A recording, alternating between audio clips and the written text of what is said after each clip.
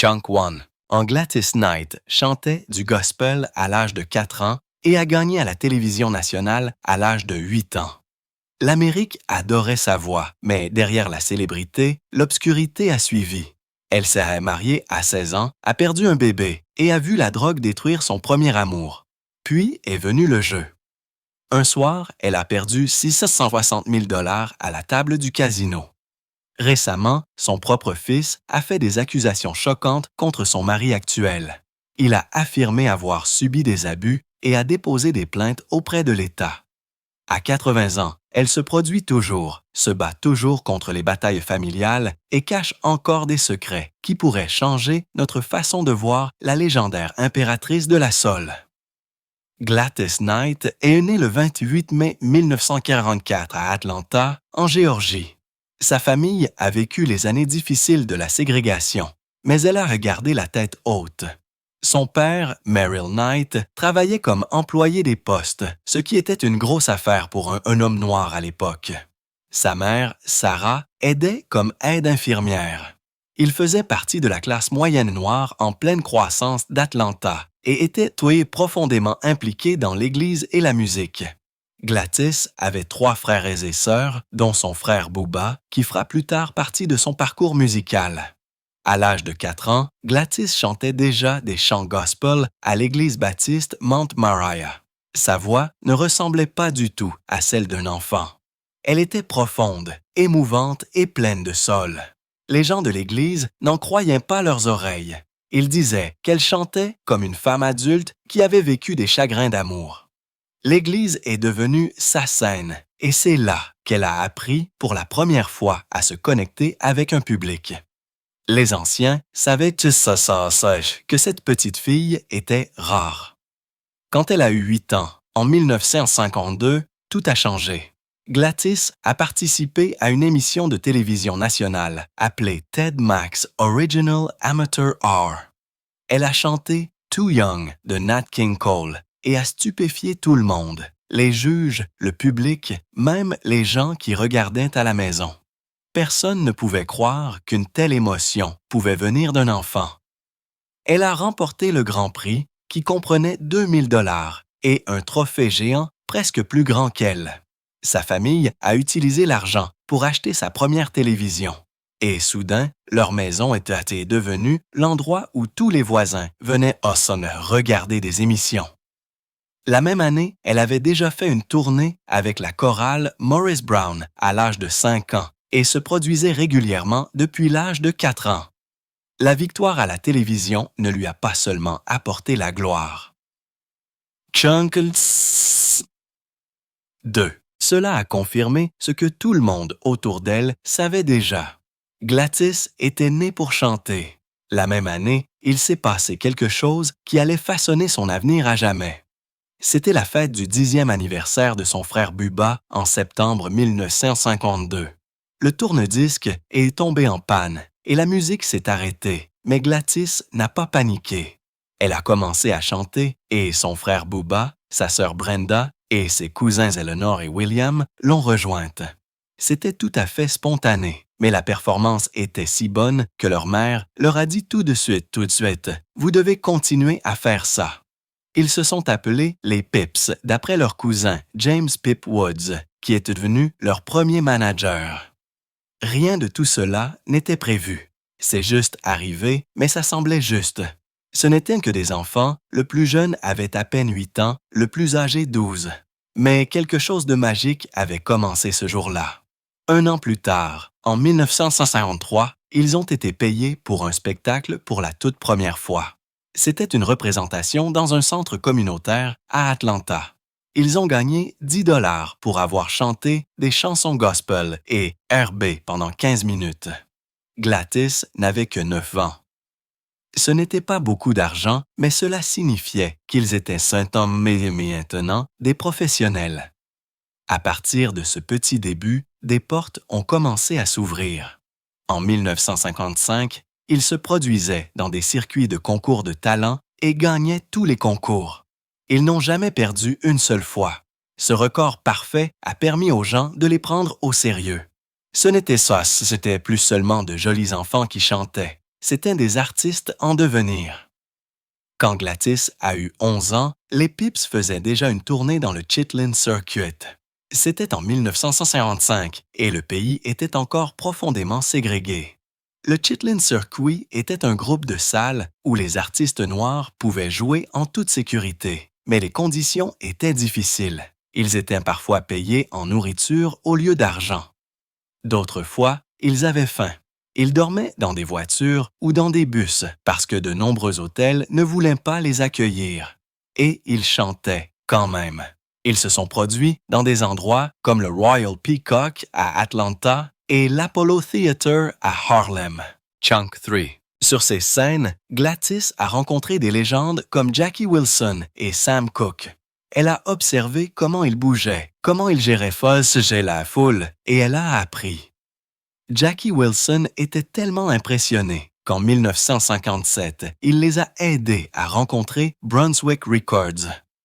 Cette année-là, lorsque Gladys avait 13 ans, les Pips ont enregistré leur premier single intitulé « Whistle My Love ». Ce n'est pas devenu un succès national, mais il a attiré beaucoup d'attention sur les radios locales en Géorgie. C'était leur premier aperçu de l'industrie du disque. Et bien que Brunswick les ait laissés tomber en 1959, l'expérience leur a appris à gérer un studio, à chanter dans un micro et à travailler ensemble sur un plan professionnel. Mais en 1959, le groupe a été confronté à un revers douloureux. La sœur de Gladys, Brenda, et sa cousine Eleanor ont quitté le groupe pour des raisons familiales. On avait l'impression que tout ce qu'ils avaient construit était sur le point de s'effondrer. Mais ils n'ont pas abandonné. Leur cousin Edward Patton s'est joint à eux avec un chanteur nommé Langston George. Cette nouvelle formation a apporté une énergie nouvelle et des harmonies plus fortes. Plus important encore, elle a donné de la stabilité au groupe. C'était l'équipe qui allait les faire passer au niveau supérieur. Puis vint 1961 et tout changea à nouveau. Ils ont enregistré Every Beat of My Heart et c'est devenu un énorme succès. La chanson a atteint la première place des charts RB et la 6e place des charts pop. Mais il y avait des drames en coulisses. La version originale a été vendue à Vijay Records et elle a explosé. Mais Fury Records, dirigé par Bobby Robinson, les a fait l'enregistrer à nouveau. Ainsi, pour la toute première fois, 2 versions de la même chanson par le même groupe étaient dans les charts en même temps. Ils étaient coincés dans des batailles juridiques et n'étaient pas payés équitablement, mais ils avaient enfin réussi. Le monde savait maintenant qui étaient Gladys Knight et les Pips. Les tournées, au début des années 1960, étaient encore brutales. Parfois, ils devaient faire 5 spectacles dans une seule journée. Les hôtels et les restaurants refusaient souvent de les servir à cause de la couleur de leur peau. Même lorsque leur spectacle attirait d'énormes foules mixtes, ils ne pouvaient pas manger ou dormir dans les mêmes endroits que leurs fans blancs. Ils ont vu des cordes dans les théâtres qui séparaient les publics noirs et blancs. Ces expériences ne les ont pas brisés, elles les ont rendus plus forts. Chunk 4. Gladys n'a jamais oublié à quel point les choses étaient profondément injustes. Et plus tard, elle quitterait certaines maisons de disques qui ne traitaient pas les artistes noirs avec respect. En 1962, ils ont sorti un autre tube intitulé « Letter Full of Tears ». Il a atteint la 3e place des charts RB et a également percé dans les charts pop. C'était la première fois qu'ils utilisaient une section de cordes complète, ce qui donnait à leur son une sensation plus riche. Mais même avec ce succès, ils gagnaient à peine de l'argent. Leur contrat était injuste et leur direction en prenait trop. Gladys a dû trouver un emploi de secrétaire juste pour joindre les 2 bouts. La même année, elle a quitté le groupe pour fonder une famille. Elle a épousé James Newman et a donné naissance à leur fils, James Treure, en 1962. C'était un moment calme mais puissant. Elle a choisi d'être mère alors même que sa carrière musicale commençait à décoller. En 1964, elle est revenue et le groupe a signé avec Max Records. C'est à ce moment-là que tout a commencé à changer. Leur chanson « Giving Up » a montré une nouvelle facette de Gladys. Sa voix avait mûri. Elle était plus profonde, plus émouvante et inspirée par la puissance gospel d'Aretha Franklin. Le groupe a travaillé avec Van McCoy pour pousser son son dans une direction plus soul. 7 des chansons de cet album sont sorties en single. L'une d'elles, Lovers Always Forgive, a même reçu une mention spéciale dans le magazine Billboard. Ces chansons ne sont pas devenues d'énormes succès, mais elles ont attiré l'attention de personnes importantes, en particulier Berry Gordy de Motown. Fin 1965, Berry Gordy a vu quelque chose de puissant en Gladys Knight et les Pips. Mais même lorsqu'il leur a offert une place à Motown, Gladys n'était pas sûre. Elle craignait qu'ils ne soient ignorés comme des choristes, tandis que Motown versait tout dans des stars comme Diana Ross. Hélas, elle a été mise en minorité par les Pips et a finalement cédé. C'est ainsi qu'en 1966, ils ont rejoint Motown, mais ont été placés sous un label secondaire appelé Soul Records, qui se concentrait sur une R&B plus profonde et plus brute que sur une pop brillante. Leur premier single pour Motown, Just Walk in My Shoes, est devenu un succès surprise au Royaume-Uni. Mais le groupe était furieux lorsqu'il a découvert que Motown avait secrètement remplacé leurs harmonies par des chanteurs de studio. Après cela, ils ont clairement indiqué qu'ils voulaient avoir le contrôle total de leur son vocal. Même si Motown organisait d'énormes événements de tournée, le groupe rejoignait rarement ces formations. Chunk 5. La seule fois où ils l'ont fait, c'était lors d'un spectacle de Noël spécial au Fox Theatre de Détroit. Tout a changé en septembre 1967 lorsqu'ils ont sorti I Heard It Through the Grapevine. Elle est restée numéro 1 des charts R&B pendant 6 semaines consécutives et a grimpé jusqu'à la 2e place des charts pop. C'est devenu le single Motown le plus vendu à cette époque. Marvin Gaye a ensuite enregistré sa propre version en 1968, qui est également devenue un succès. Mais Gladys était profondément contrariée parce qu'elle pensait que la piste musicale originale était destinée à son groupe et que Gaye l'avait simplement utilisée. Il l'a nié, mais la piqûre est restée avec elle. Pourtant, les 2 versions sont devenues emblématiques et ont ensuite été ajoutées au Grammy Hall of Fame. La version des Pips a été reconnue en 2018. En 1968, le groupe a assuré la première partie des Supremes en tournée, mais cela ne s'est pas passé comme prévu. Soir après soir, Gladys et les Pips ont fait se lever le public, rendant presque impossible pour les Supremes de les suivre. Diana Ross s'est plainte à la direction, disant qu'ils volaient la vedette. Motown a fini par retirer Gladys et son groupe de la tournée. Cela s'est produit juste après leur énorme performance au Ed Sullivan Show, le 25 février 1968. Ils ont chanté Grapevine et une autre chanson intitulée The End of Our Road, qui est devenue un grand succès, atteignant la 15e place du Billboard Hot 100.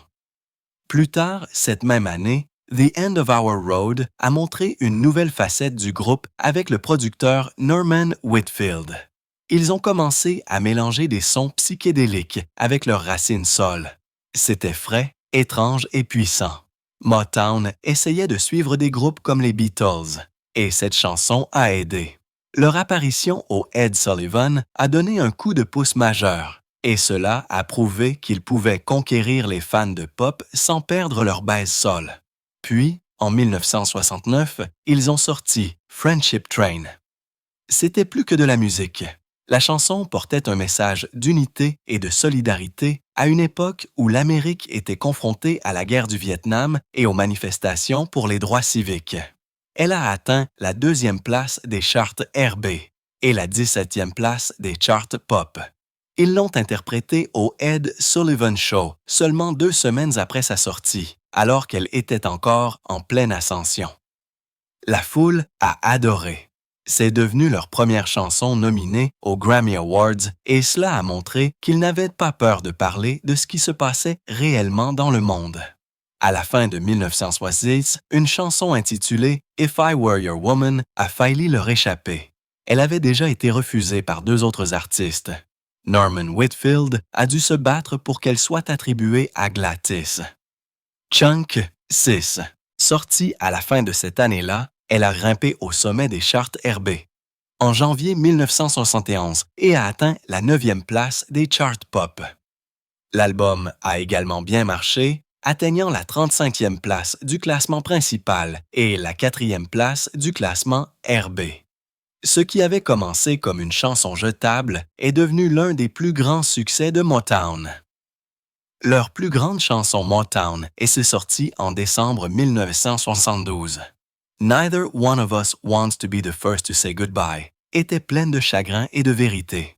Elle a atteint la première place du classement RB, la 2e place du Billboard, et leur a valu un Grammy en 1974. Mais à ce moment-là, ils avaient déjà quitté Motown. Le label ne les traitait pas comme des stars. Gladys a déclaré plus tard qu'on leur donnait toujours les restes, tandis que d'autres comme Marvin Gaye ou les Supremes recevaient les meilleures des chansons. Même si leurs tubes grimpaient dans les charts, ils sont partis en 1973 au sommet de leur gloire. La même année, ils ont rejoint Buddah Records, prenant un énorme risque. Le risque a porté ses fruits.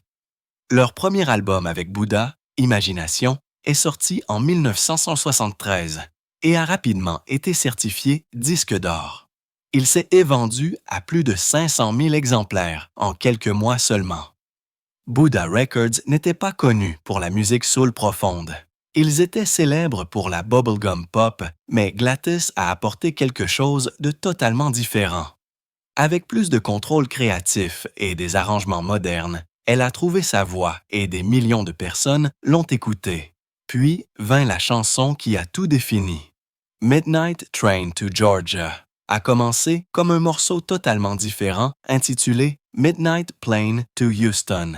Houston l'a enregistré en premier et a changé le nom. Gladys a préféré la version Géorgie et en août 1973, sa version est sortie. Au début, cela n'a pas fait beaucoup de bruit, mais en 8 semaines, elle a bondi à la première place le 27 octobre 1973, détrônant les Rolling Stones. Elle y est restée pendant 2 semaines et s'est vendue à plus d'1 million d'exemplaires.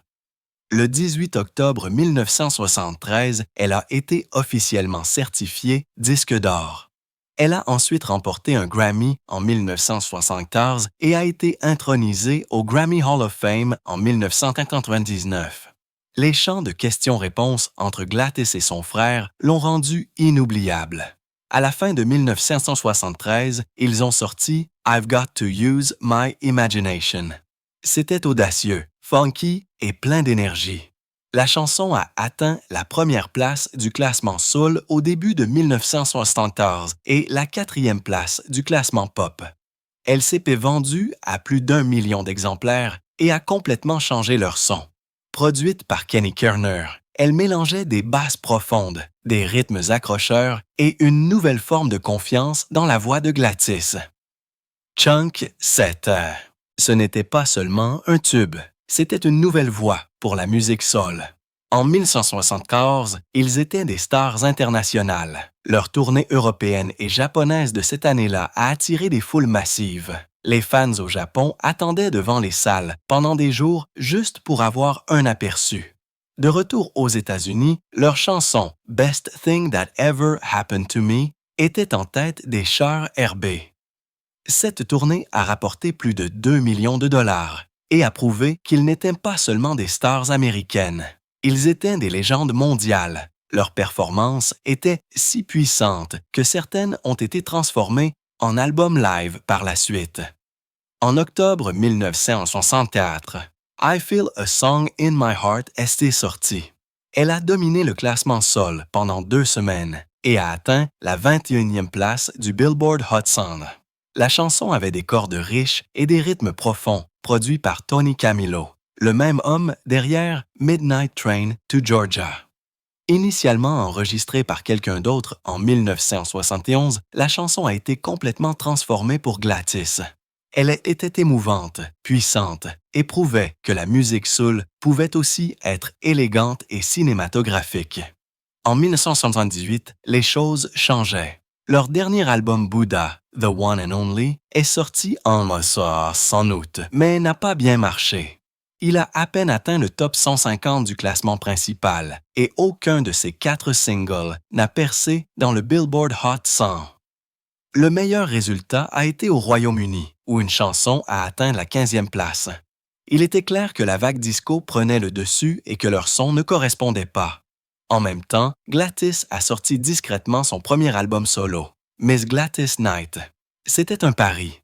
L'album a atteint la 57e place du classement RB, mais ce n'était pas un grand succès. Elle testait le terrain, essayant de comprendre ce qui allait suivre. En 1980, le groupe a fait un dernier retour en force. Ils ont signé avec Columbia Records et ont sorti About Love le 1er février. Cela les a réunis avec Ashford et Simpson et leur a donné 3 chansons classées. Mais même s'ils retrouvaient tout à ça le succès, le groupe s'effondrait discrètement. Gladys s'impliquait de plus en plus dans son travail solo et a même chanté sur That's What Friends Are For, l'un des plus grands succès des années 1980. Leur dernier album, All Our Love, est sorti en 1997 et a été certifié disque d'or. Ils ont terminé avec un dernier tube intitulé Love Overboard, sorti en novembre 1987, Chunk With. Il a atteint la première place du classement RB, la 13e place du Billboard et la 4e place du classement Dance. Il a remporté un Grammy en 1988 et ils ont fait une dernière tournée avant de dire « Goodbye for good ». Juste avant cela, en mai 1989, Gladys a enregistré « License to Kill », une chanson thème pour le film de James Bond. Même si elle n'a jamais été classée aux États-Unis, elle est devenue pour une folle en Europe, passant 8 semaines à la première place en Suède et culminant à la 6e place au Royaume-Uni. Sa voix puissante et le son orchestral en ont fait l'un des meilleurs thèmes de Bond jamais créés, même si l'Amérique ne l'a pas remarqué. Gladys Knight n'avait que 16 ans en 1960 lorsqu'elle a épousé James Newman, un musicien local d'Atlanta. Elle venait de découvrir qu'elle était enceinte. Le bébé n'a pas survécu. Ce chagrin d'amour est survenu avant qu'ils aient leur premier fils, Jimmy, en 1962, puis leur fille, Kenya, en 1963. Au début, il semblait qu'ils pourraient construire une famille heureuse, mais Newman est rapidement devenu dépendant de la drogue. Au moment où Gladys a eu 20 ans, il était parti. Elle s'est retrouvée avec 2 bébés et un cœur brisé.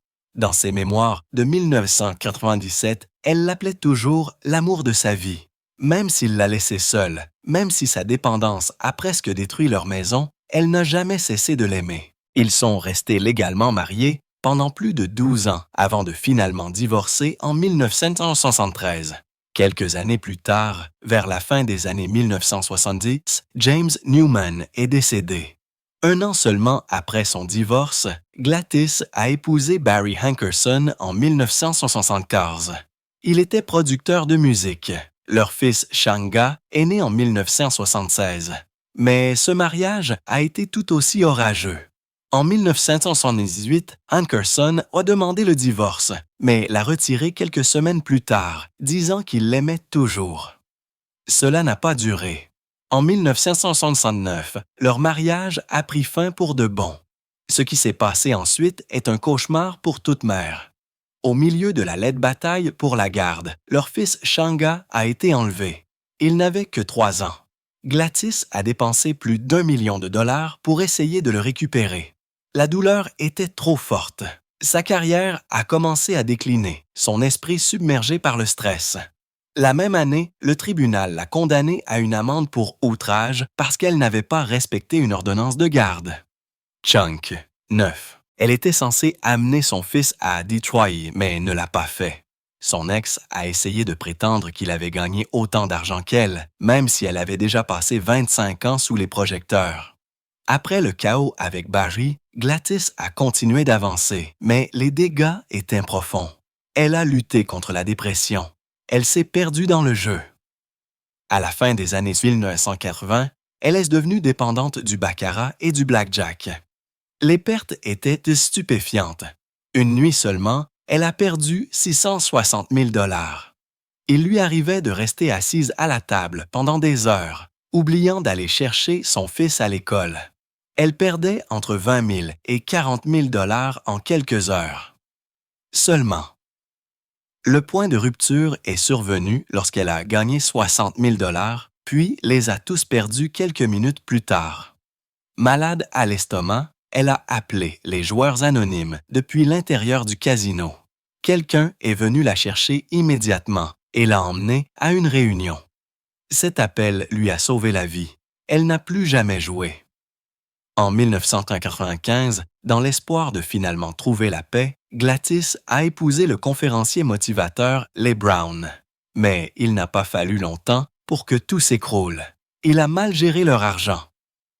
En 1997, ils ont divorcé. Pendant ces 2 années, elle s'est retrouvée avec de graves problèmes fiscaux.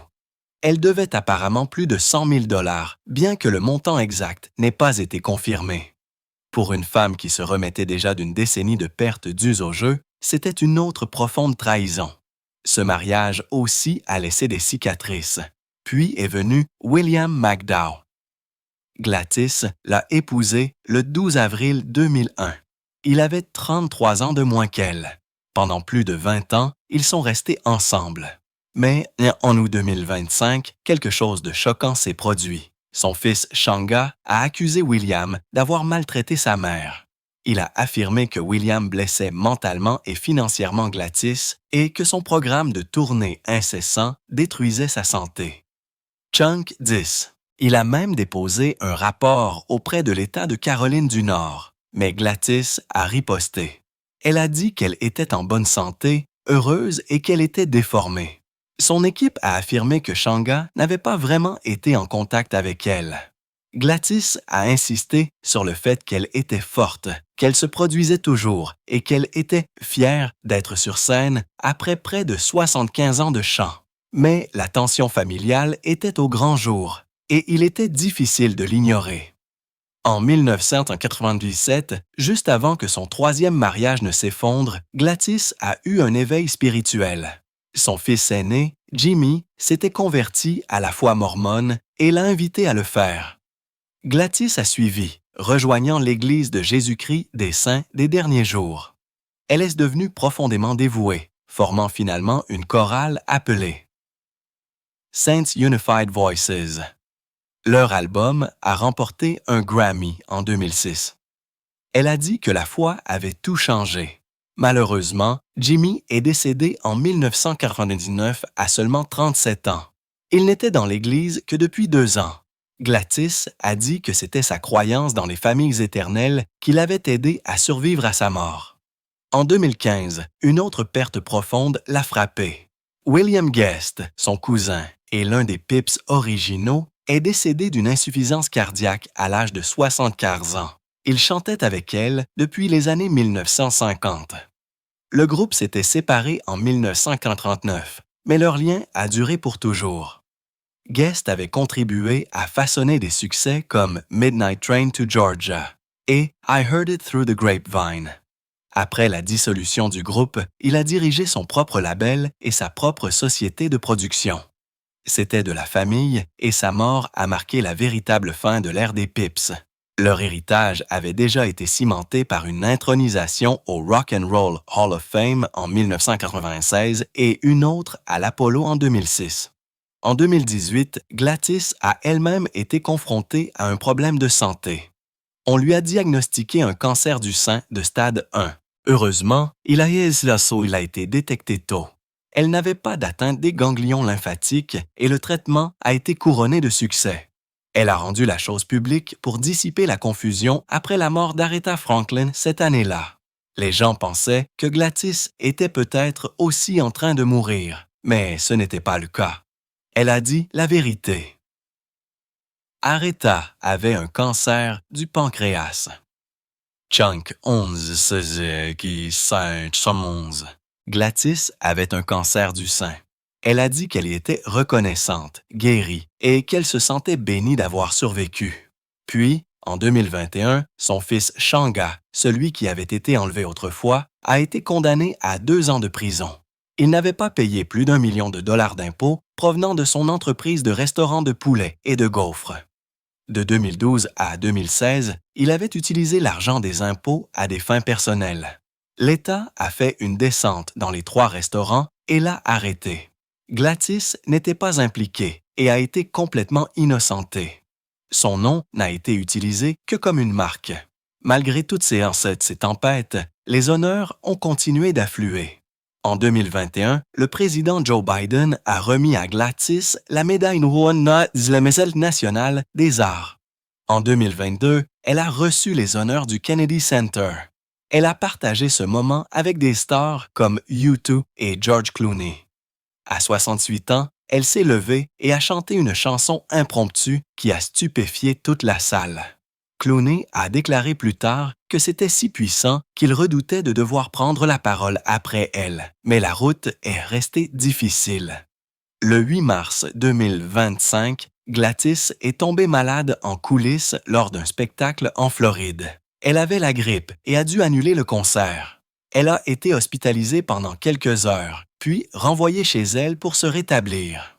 Le spectacle du lendemain à Tampa a également été reporté. Les fans se sont inquiétés, mais Gladys est allée en ligne pour dire qu'elle allait bien et qu'elle reviendrait bientôt. Elle avait 80 ans et se produisait toujours, se battant toujours. Puis, en septembre 2025, des rumeurs se sont répandues en ligne selon lesquelles Gladys était décédée. Un faux message Facebook a trompé près d'1 million de personnes. Il donnait sa date de décès et disait qu'elle était décédée à 81 ans. Les gens ont inondé les médias sociaux de messages de deuil, mais le lendemain, son équipe a confirmé la vérité. Elle était vivante et en bonne santé. Ils ont dit qu'elle avait été victime d'un canular cruel.